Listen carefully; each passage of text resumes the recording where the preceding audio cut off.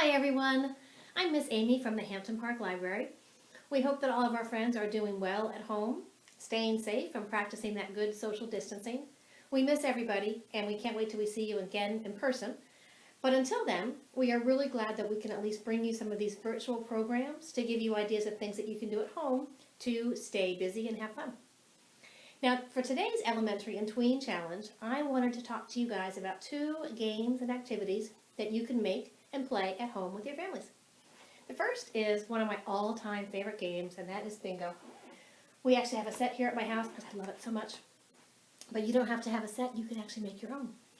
And all you need for that is some paper, a ruler, a pen, and some scissors. So hopefully all stuff you guys have at home. And these bingo cards are really simple to make. You're just going to take a sheet of paper and fold it in half, and then you're going to cut it. And I actually like my cards to be square, so I actually measured, and it's about 5.5 inches by 5.5 inches. But you can make your cards any size you want. They can be big, they can be small, anything works.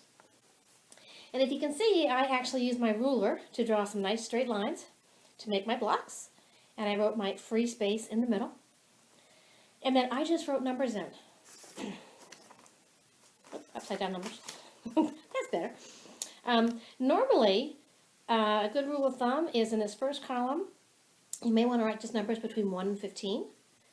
The second column, you can go 16 to 30.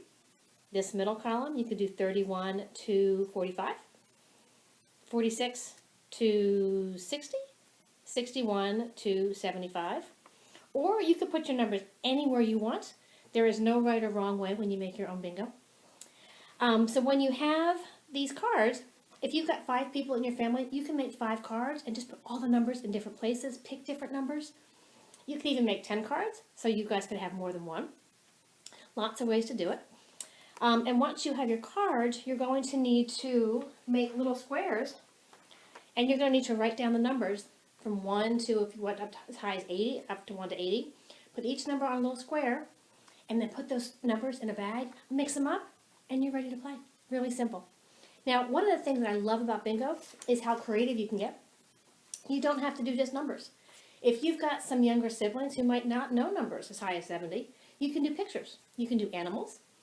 You can draw pictures. You can cut pictures out of magazines. You can even use stickers. Whatever works for you guys. And you could also use this to make school more fun.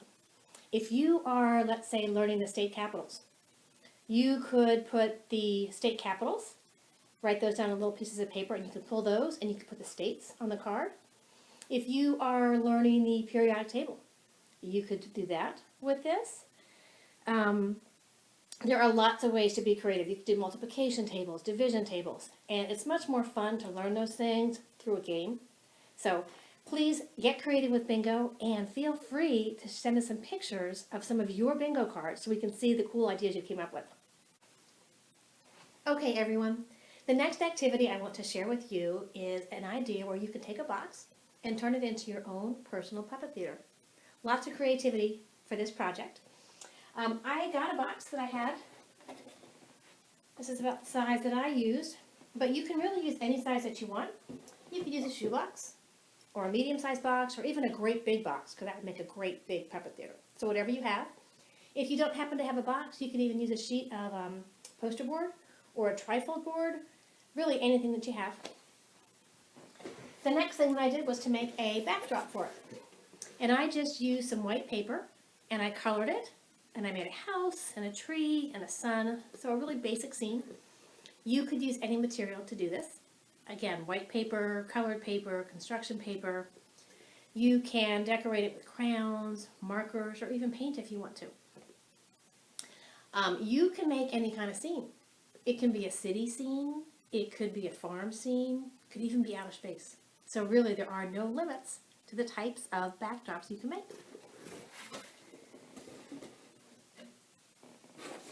Now the next thing that I did was to make some puppets. And I just used some color paper that I had to make a little butterfly shape. And I taped it onto a craft stick. My daughter made me this cute little bear. I'm not always the best artist, so she wanted to help. And again, I just taped it on. You can use anything for the puppets. You can make puppets out of socks, out of cardstock, out of felt, out of fabric. You can make them very simply, or you can make them more elaborate, whatever you would like to do with that.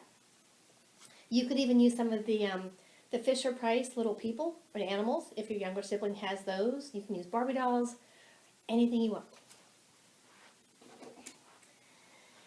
So now that we have our theater and our puppets, we need to talk about what actually is going to be your first step, which is you guys get to write a puppet show. You can be as creative as you want and write about anything. It can be a really short puppet show and just be 10 seconds long. It could be 10 minutes long. You can write whatever you want, and based on what you write, that will determine what kind of backdrop you create and what type of puppets you make. So there really is no end to the different ways you can work on this project. Put it all together, and then you can get together with your family after dinner and put on a show for them. Everyone in the family can do it if they want. Everyone can take turns. We just think this would be a really fun activity for you guys to do at home. Please do share with us your finished product. We would love to see the puppets that you make, the puppet theaters that you make. Just put it on our Facebook page, or you can post it on our Instagram account. And kids, remember to be safe. You should not put your name on it, or we should not see your faces. We just want to see the finished work that you do. We hope that you enjoyed this week's elementary challenge. We're looking forward to seeing what you guys come up with, and we hope that you join us back here next week. Thank you.